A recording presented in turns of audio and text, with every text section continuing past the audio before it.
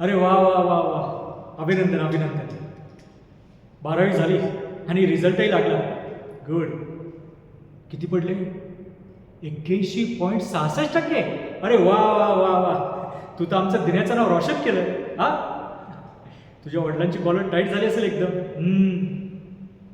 छान. मग मला सांग आता पुढे काय काय करणार आहे तू? म्हणजे कॉमर्स घेणार की सायन्स? अच्छा, कॉमर्स. का बरं? ओके, पण नोकरीचं काय?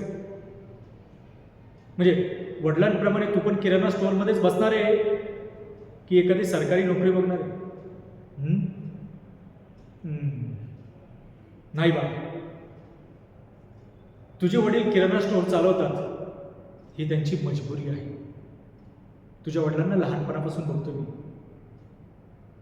अरे दिनेला तर सरकारी नोकरीमध्ये पोलीस ऑफिसर व्हायचं होतं. तशी त्यांनी तयारी चालू केली होती. खूप मेहनत घ्यायचा तो.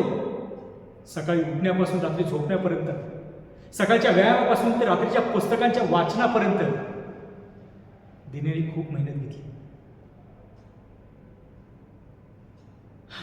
पण म्हणतात ना,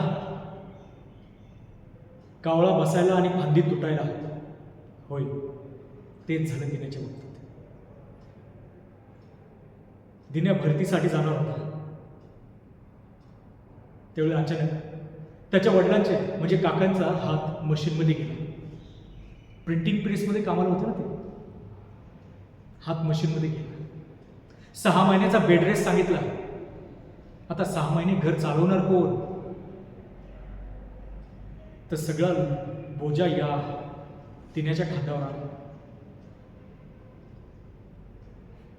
मग दिन्याने किराणा दुकानात कामाला जायचं ठरवलं घर चालवण्यासाठी.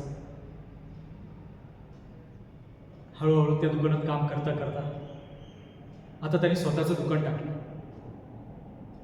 मग तुम्ही जन्माला आले म्हणजे जणू काही दिन्याचं स्वप्न जन्माला आलं होतं. म्हणून म्हणतो बाळा, सरकारी जॉबसाठी ट्राय कर. तुझ्या वडिलांची इच्छा पूर्ण कर. पुन्हा एकदा कॉंग्रॅच्युलेशन्स.